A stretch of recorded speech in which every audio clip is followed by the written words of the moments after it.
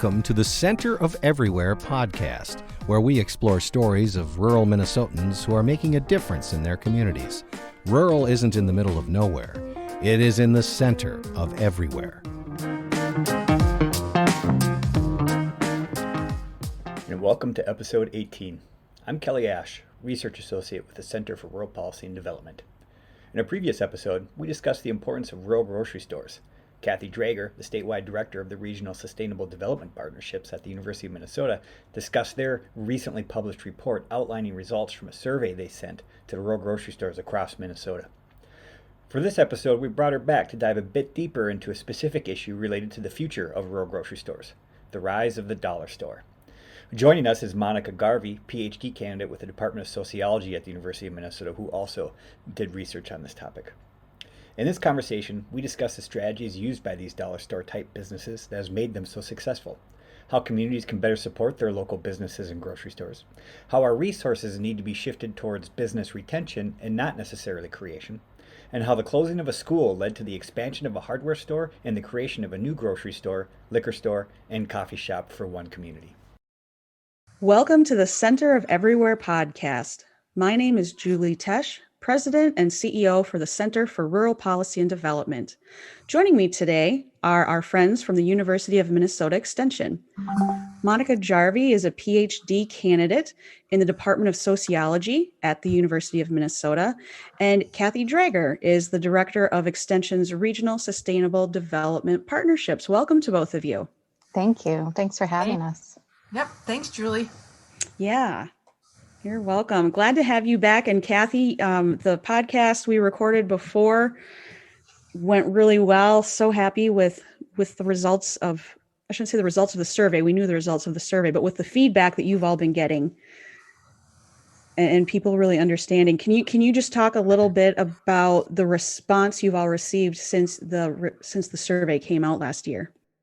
So we were happy to be able to do another rural grocery survey. And again, we did it in 2015 and then at the end of 2019, repeated that just to kind of get a sense of where that sector was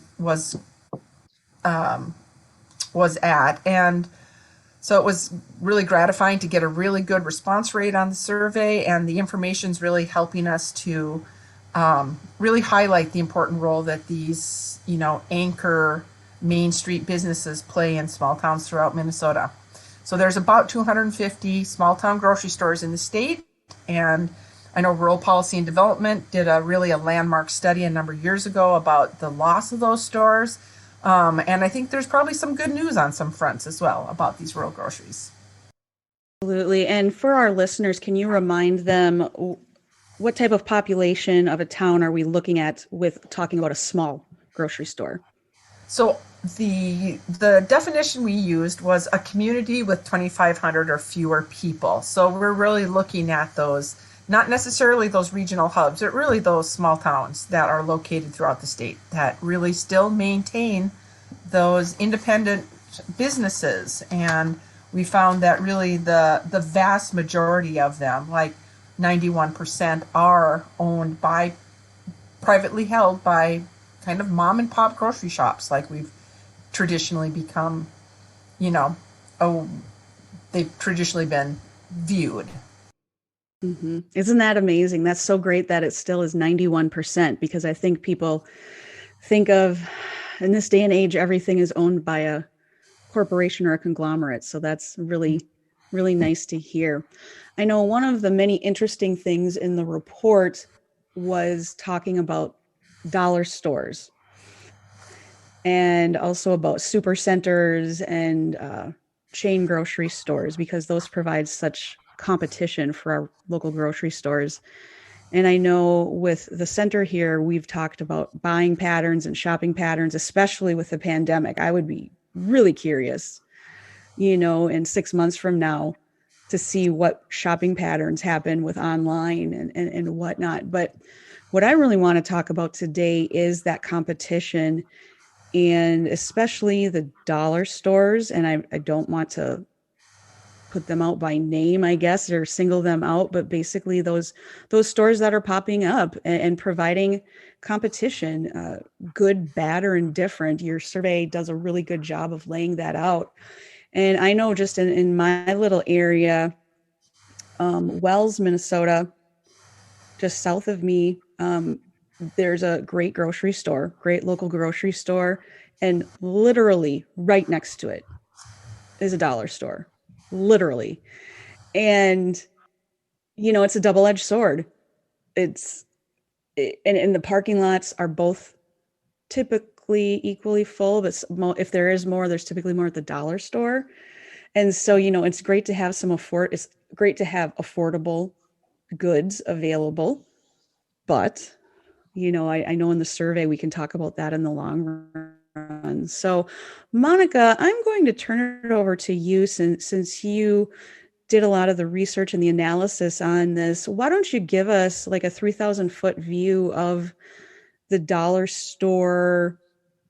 I don't even want to call it a phenomenon, but phenomena in general here in rural Minnesota. Yeah, so what we're seeing, and we saw this in the recession and with the COVID-19 crisis, is one category of businesses that are doing very, very well in this economy right now that so many people are panicking about is dollar stores. They've entered so many rural markets, especially. So what we're seeing with dollar store location strategy is that they're locating in very small communities and in low income communities. And for communities that are looking for affordable products, especially with rural areas losing incomes over time, many people are welcoming them because they can afford to shop there. But what we're also seeing is, so many other types of businesses are struggling, and it's kind of confusing. Like, how is it that dollar stores are doing so well in this economy? And part of that is that they're easy to set up.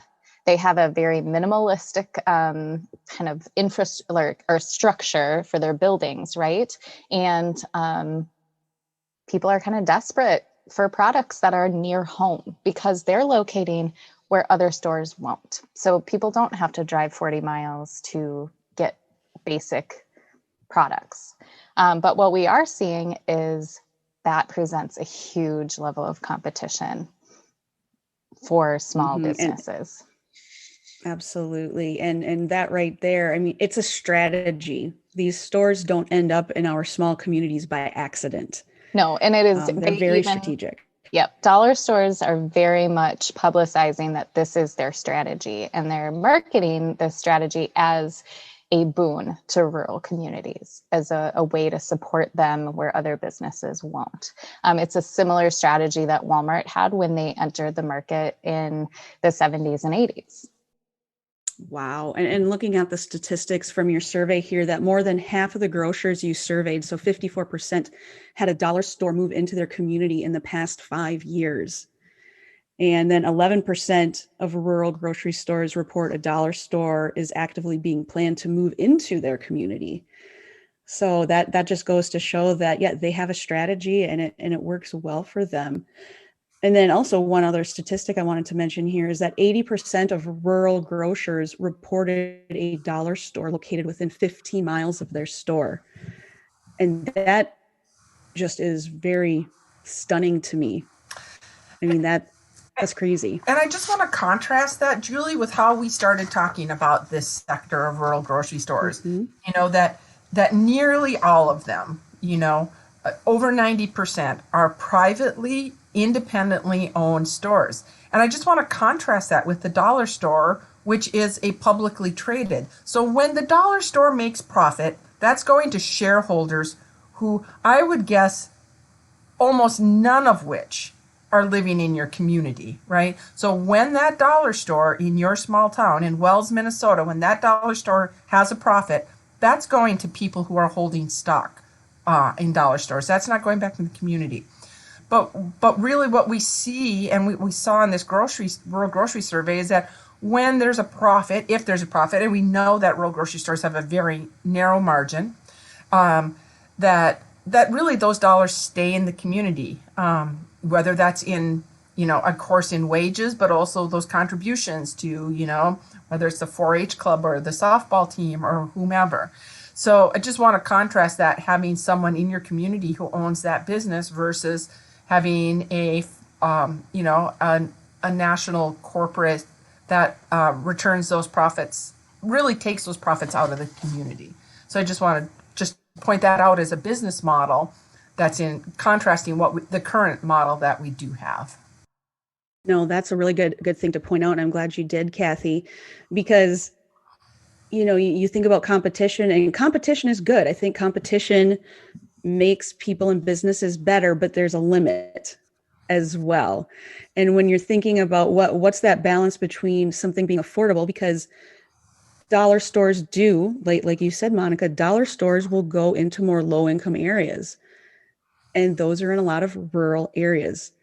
And, so they might provide cheaper goods, but it might not be fresh goods. It might not be produce, but at what cost, to the other grocery store. And you're bringing up two issues that are really important. One is the nutrition impact that it has. I mean, right now, when we're looking at rural food access and really any food access problems anywhere, the biggest concern is nutritional outcomes, public health impacts. We have communities that are losing healthcare providers and increasing cases of food-related illness. And in rural communities that have dollar stores, if that's the closest resource for food, that is a huge problem for community health. Also, if it's one of the few resources for affordable food, that's another issue. Now, affordability is an interesting concept on its own when we're thinking about what it is people are aiming to buy.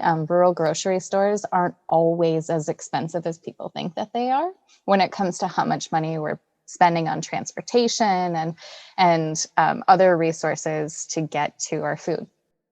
Chime in and say, when we talk about the affordability, I have heard that from grocers that, for example, you may think you're getting a better deal on, for example, a specific brand of soup that you're buying from the dollar store, but it's a different size product. So, for example, the grocery store is getting it in a 12-ounce size, the dollar store is selling a 10-ounce size, and where it may look like it's cheaper, it actually is a sizing issue. And then as far as the pricing, I want to reiterate what Monica said, that some of these small town grocery stores, you can shop very economically at these stores as well. Like, follow the circular. So when I first moved to Big Stone County and started shopping at Bonnie's Hometown Grocery in Clinton, Minnesota, population 450, I got the circular in the mail every week. And, it became something that my family and I would do. When they came in the mail, I'd give the kids a magic marker and let them sit down and circle what they wanted. Not that they got it all, but at least they could circle. And it really helped us become familiar with what were the products that were on sale that week at the grocery store. So there's ways to shop at grocery stores. And then just to take it upstream another click, we have heard from the wholesalers, who are actually the people who drive their trucks to these small towns to put the groceries on the shelves, that there is some, and I don't know how to phrase this exactly, but the pricing is different for different wholesalers. So this particular wholesaler, and he actually put this in writing and sent me a note, that if he backs up his semi to a dock at a processed food manufacturer and he loads an entire semi-load of one product, that if in the next dock over there's a truck from one of the big box stores, that those two semis, even though they're loaded with identical items in identical quantities, they could have different pricing. And I know that, as one American closely held value is economy of scale, right? We kind of say, like, if you buy that 20 roll thing of toilet paper, you'll pay less than if you buy the 4. But in some cases, what is the scale? If one semi-load of one manufactured food item and you have two semis side by side, we really, it's not necessarily the quantity, it's really the corporate power of each of those buyers that is at question. It's not even the quantity that's going into that semi. It's how much buying power or just pure power is behind that corporation. And that puts some of these smaller stores at a bit of a disadvantage just in wholesale pricing. And so we know that the margin is the same or lower in these small town grocery stores as they are in larger community grocery stores.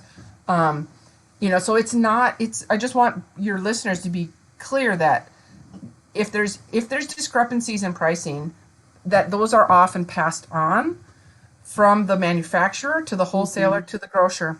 And I was asked to present some of the findings of this rural grocery work to the Minnesota House Agriculture Committee, and I had a grocer say to me, and he again put this in writing so I could share it with the committee, that his wholesale price for milk was higher than the retail price at the big box store down the road. And in Minnesota, we do have a milk pricing law that you can't price it below wholesale. So how is it that retail store has a lower price than a relatively good-sized grocery store just down the road? So just want to say that sometimes there are inequities in the pricing and the business model, but that there's a lot of benefits that come from keeping your main street grocery store open and having that local access to the whole range of foods. And that maybe there's some issues down the road that we could look at just to, make sure that there is a level playing field for these grocers as well. Boy, that'd be utopian society. That'd be great. Monica, let's discuss some of those strategies that the dollar stores might use. We said it's very calculated. Like what are they looking for in a community? Mm-hmm. So what they're often looking for in a community is low-income consumers and middle-class consumers, because honestly, middle-class consumers love a good deal just as much as anybody else. Upper-class consumers love a good deal, right? But enough people who don't have a choice about where they shop. So the low-income consumer matters to them, and also an environment that doesn't have other stores, right? Lacking competition in terms of who they're closest to really is an important part of their strategy. Beyond that, it is not actually that complicated. When a dollar store is considering going into a community, they're often negotiating with planning councils and zoning councils about the environmental impact, the blight that it may have on the landscape. And a lot of opposition comes from communities that are very much invested in the appeal of their community in terms of aesthetics. Quaint communities that are attracting people because of tourism will very much express concern about a dollar store coming in because of that kind of assumption that it's cheap goods, the storefront isn't fancy, they're not going to put out landscaping. And a lot of times these dollar stores will negotiate with communities and say, okay, well, we'll go according to your zoning rules, or we'll fit into the community code for buildings. But then once they enter into the market, they pull back on those, saying, well, you need us here, we're good for your community, we're creating jobs, etc. Now, the jobs that they create, though, are some of the lowest paying jobs in the community, and it isn't very many in comparison to better, longer lasting jobs at locally run businesses.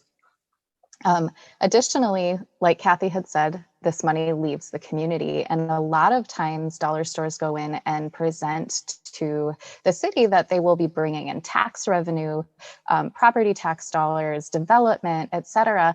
But then in their negotiation, they will negotiate discounts on utilities, discounts on taxes, and then in the long run are actually being paid to be there by the community instead of contributing. So their strategies are complex. And what I meant to get to earlier is the feeling that this is an extractive business, where they're going into communities and extracting resources and not contributing them back, and then finding ways to distract attention. For example, dollar stores will have a scholarship fund for their employees to help them go to school, which is great, right? That is a contribution to the community. But when you're taking dollars out of that community that don't return, how much of a return is it really? So these strategies are very interesting. They're distracting. Clearly, I'm not neutral about how I feel about it. But the research is supporting this, right? Is really the big pros are that people save money on products that they need, like toilet paper, cleaning supplies, canned goods. And that's it.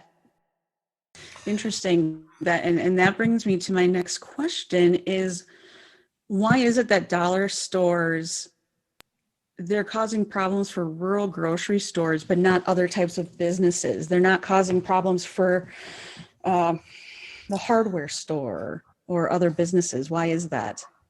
Well, I wouldn't necessarily say they aren't causing problems for some of those stores. So I have been contacted by communities that were really concerned that a dollar store might undermine their ability to keep a pharmacy in their community, because the pharmacy also sold some of those things, those household, the shampoos and, the personal care items as well. And so I have been contacted by a community that was concerned about the well-being of their pharmacy, just because they did have a part of their business model that was retail.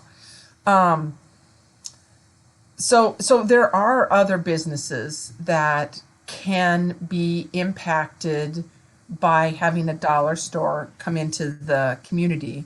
And I commonly do get calls from communities about on what basis they can, object to having a dollar store come into their community. So there's a lot of people who are interested in, keeping their economy local, keeping these long-standing businesses. I mean, in some of these communities, those grocery stores have changed hands a number of times, but they've been in the community for years. And then, what is going to be the impact, and how long will a corporation, stay in that community once, let's say, their building is past its shelf life? Grocers, we're seeing, like, for example, I'll give the example of Halstead, Minnesota.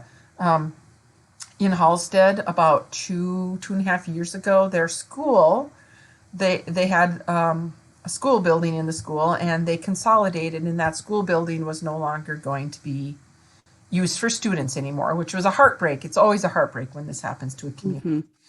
And within weeks, the grocery store on Main Street, they just, without any notice, without any fanfare, they just closed their doors. They were like, the school is gone, there's less traffic, the grocery store just kind of gave up the ghost. There was a local hardware store owner who saw an opportunity there. He was running out of space for his hardware store, so he built a new building in Halstead that is the hardware store, expanded, the grocery store, a liquor store, and he put a little community coffee shop in the corner with windows so people could look out. Now, that's the kind of strategy, kind of that, we could call it even a 21st century strategy for what our small towns need, rather than exporting wealth by putting in a dollar store that will be there for the life of their building.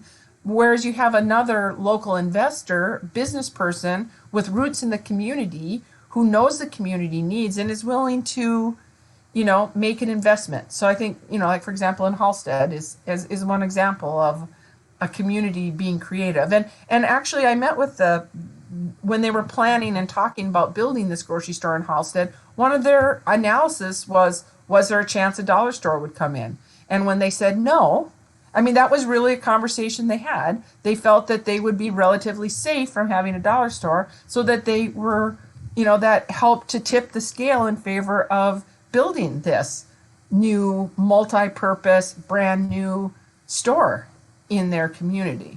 So that's just kind of one example. I think we could point to others as well. A really neat model, because I know we talk about the negatives and everything, but there's so many opportunities if a community or a business or a group of people are willing to rally around an idea and really understanding that. I think in this day of everything being online, especially during the pandemic, to get your goods safely, whether that's food, toilet paper, whatnot, and you don't think about that impact locally, or maybe you do more, because I know a lot of local grocery stores around here had stellar business at the beginning of the pandemic, just stellar. And I'd be curious how they're doing now, but I know I try to pay more attention to where I shop. I'm just as guilty as anyone. I mean, I live out in the country on a farm, I am equidistant between a couple family run grocery stores and then, Hy-Vee, Target, Walmart. And it's all a matter of choice. And I have to remind myself, no, I need to go, even though it's in the exact opposite direction of where I want to go or need to go, I need to go there and support the local grocery store. Because Kathy, like you've talked before, it's really about community. And, that's where people go. You put your flyer up for, your chili feed. They support different organizations. Kids get jobs there. It's just such a community aspect of it. So, and it's practical. It's practical too, mm-hmm. Julie. I mean, what we did see during COVID, and I was holding my breath to see if our supply chains were going to hold, and they did. But what we saw is having a diversity of supply chains was actually very protective of our population. The same people who are stocking the shelves, the same trucks and wholesalers and system that's stocking the shelves at Super Target are not the same people who are stocking the shelves in small town Minnesota. And I can give you an example. When COVID hit, Alexandria, Minnesota, had a run on paper products. And there was a day in Morris when people were from Alexandria heard that Morris, Minnesota still had paper products, and they were lined up when the store's doors opened first thing in the morning. And then Morris ran out. But I will say, like Clinton, Minnesota, 35 miles away from Morris, never had a bare shelf for paper products, And, I think there's a couple things going on. I think in a small town, people are less likely to hoard. I actually don't mean to digress, but someone posted on Facebook, like, if you see me buying toilet paper, it's because I really need toilet paper. I am not hoarding toilet paper. So people were actually embarrassed to put it in their cart because they didn't want their neighbors to think they were one of those toilet paper hoarders. But having diverse supply chains is protective of us as a population. I don't care if it's a blizzard or a pandemic or, some other unexpected things that happen to us. The more diversity you have in how goods and food and things are traveling throughout our area, the more resilient you are, the more options there are. It's just a plan A, a plan B, a plan C. So keeping these independent small town stores open is, I think, really critical to our well-being. And kudos to you for making the choice to also vote with your grocery dollars to support those small town stores. Because I think a lot of people were really happy they didn't have to go into a large population area during the pandemic to be able to buy food, and I think you're right. We saw a huge boon in those small town stores because people realized, well, a little less traffic, a little less people, and actually a wider range of healthy foods, from fresh to frozen to, canned and meats and dairy and all those things. They were right there, in your small town. You didn't have to drive to, Hy-Vee or Target or someplace else to stock your cart. So another thing that I thought was Yep. significant about the post-COVID response for these small town grocery stores is their ability to respond so quickly to community needs. Large chain stores and larger communities had a really hard time setting up an infrastructure to respond to people's needs. But in rural communities and smaller stores are able to deliver food to people who were ill or who couldn't drive into town to get them or were nervous about being exposed to illness.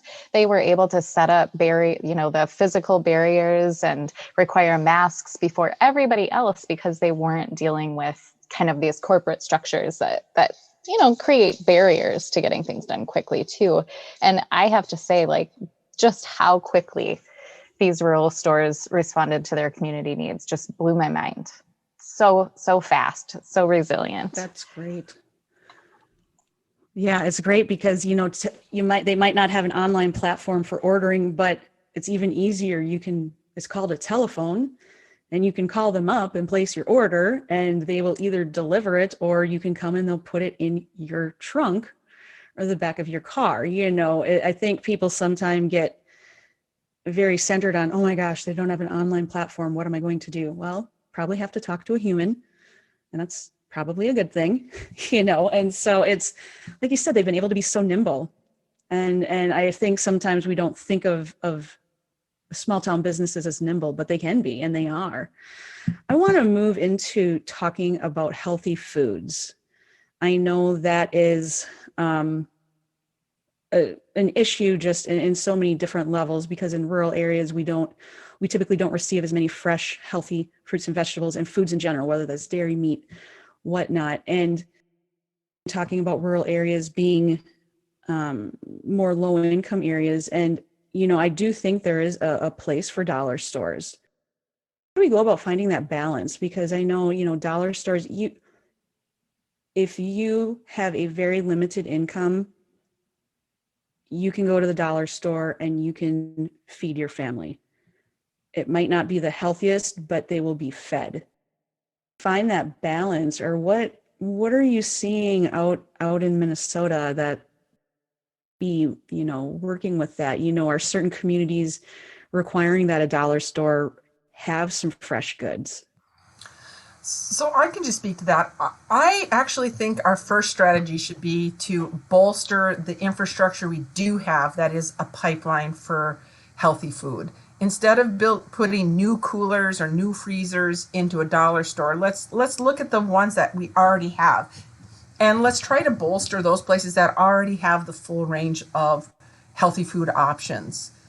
So I have to say I'm not a fan of the let's bolster the dollar stores, because I feel like we've already got healthy food infrastructure in a lot of these small town stores, and we should just be building upon that. I did propose a research study probably about 4 or 5 years ago about comparing the grocery basket, like consumers' grocery basket when you're shopping at a small town grocery compared to a dollar store, both in terms of money and in terms of nutrition. But I think right now the state of Minnesota has done a fabulous job helping all these small town stores to be compliant with the grocery readers that are for WIC and for SNAP, Supplemental Nutrition Assistance Programs. And so really the majority of small town stores are able to provide for low income families.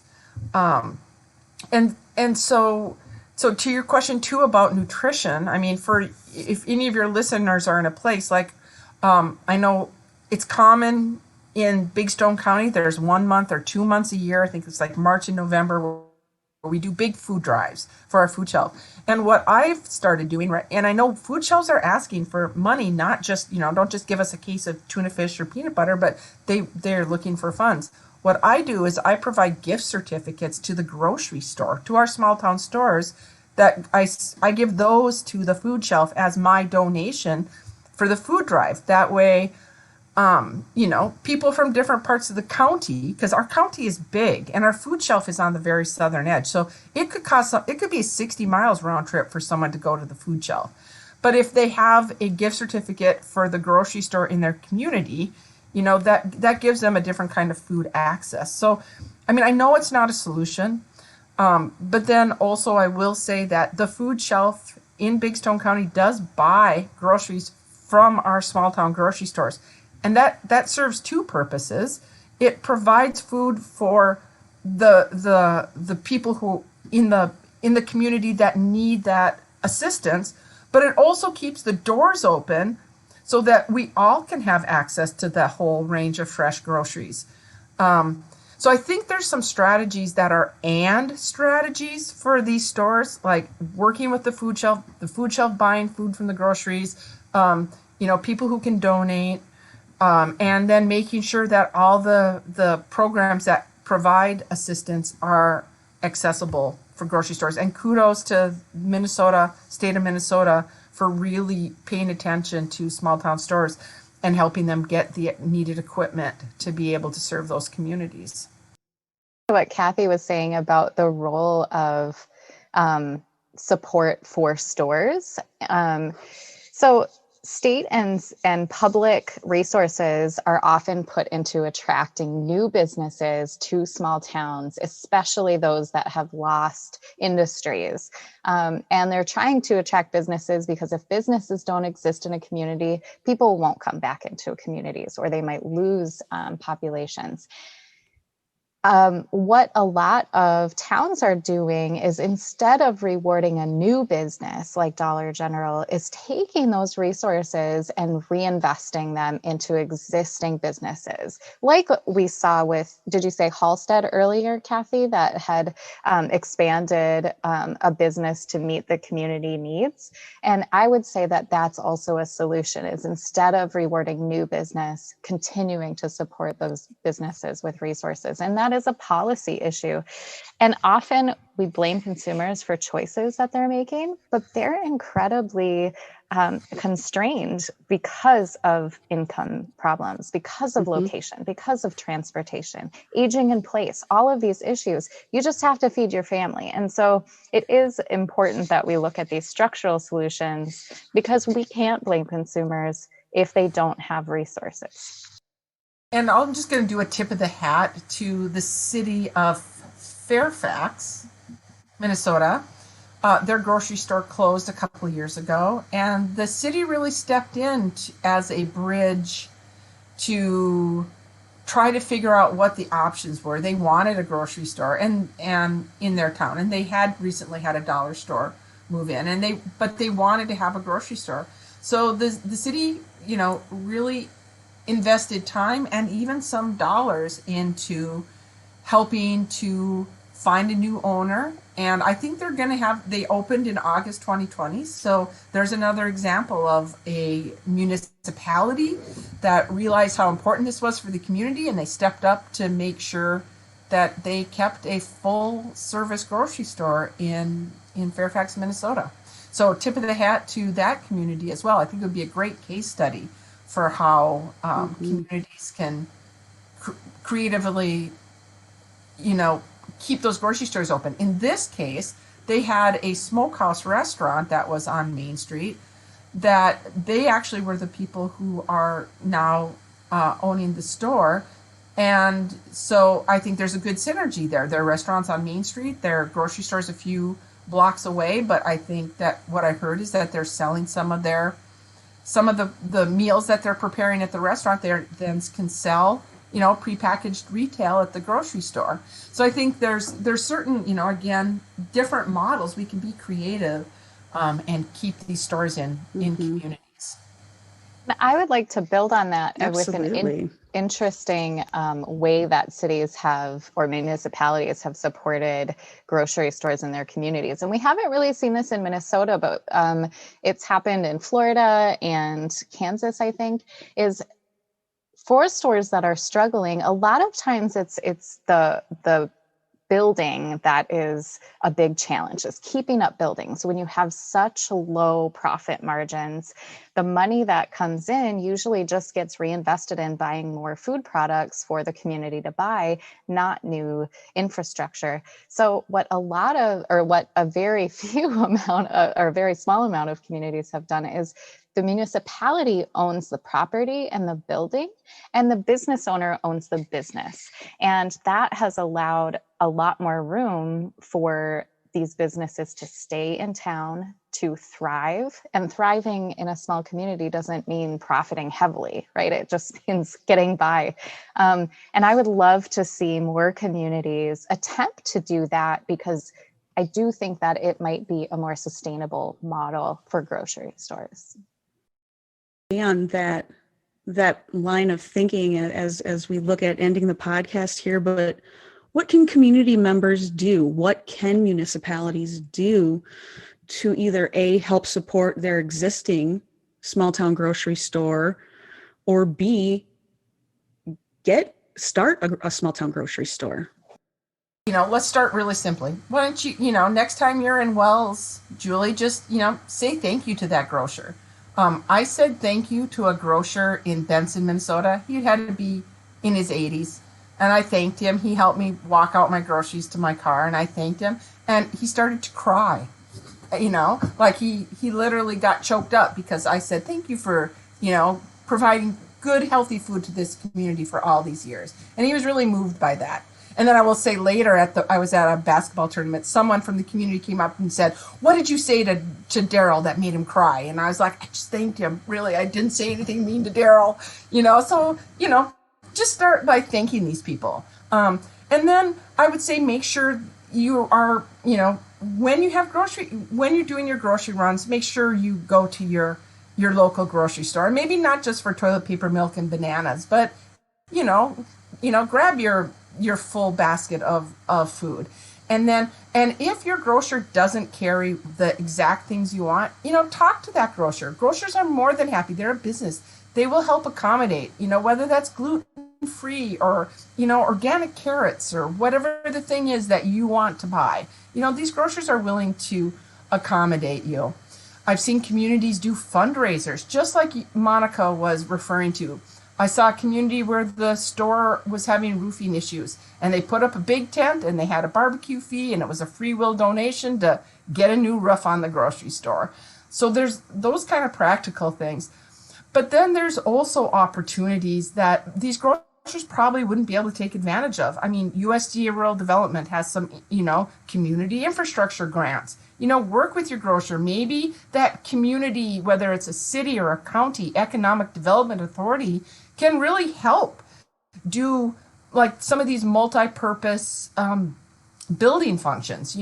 People who know how to access those funds can help put their, skills to work in supporting, those businesses for their community.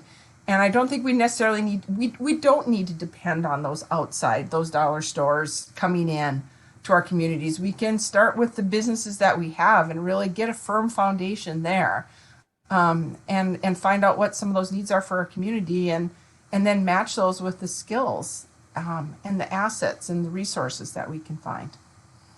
Right. And I think of too, thinking of your own individual talents. And if, say, you're a grant writer, offering your services, whether it's to the grocery store, to the city, to whomever, because those processes are very daunting. And, I know a lot of places and towns don't apply for those dollars because it is so daunting and they don't know where to start. So even just offering to help them to try and find some resources, whether that's USDA or a local foundation, a family foundation, whatnot, I think that's part of it too, is just meeting them where they're at and saying, I can help you with this.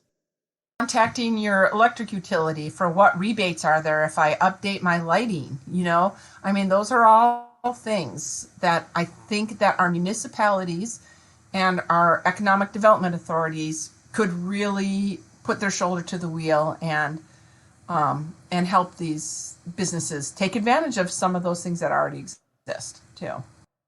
Future of our local grocery stores. If you want to look into a crystal ball, what are you seeing in the next couple of years? Monica, I'll start with you. I don't want to be a downer, but I do think that the pressure that independent businesses are under in this global economy is going to be increasingly difficult.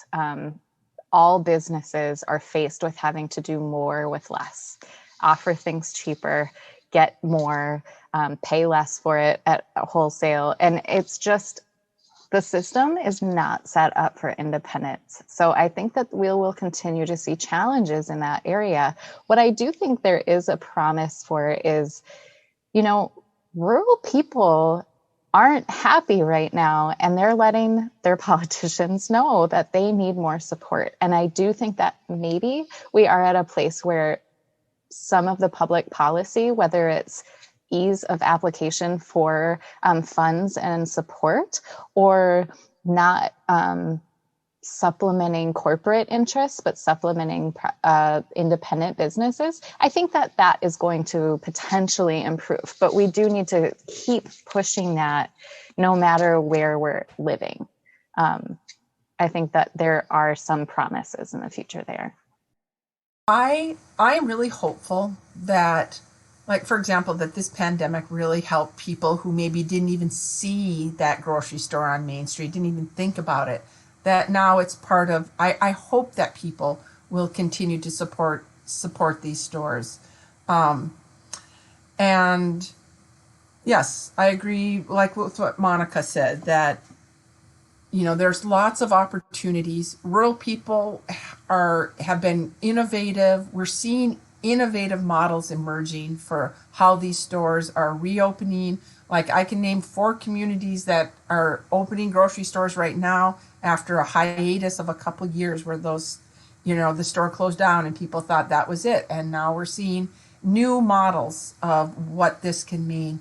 I think that, Julie, just you're doing this podcast, and I will tell you, when we write newsletter articles, people are really interested in these small town businesses. They're kind of the underdog.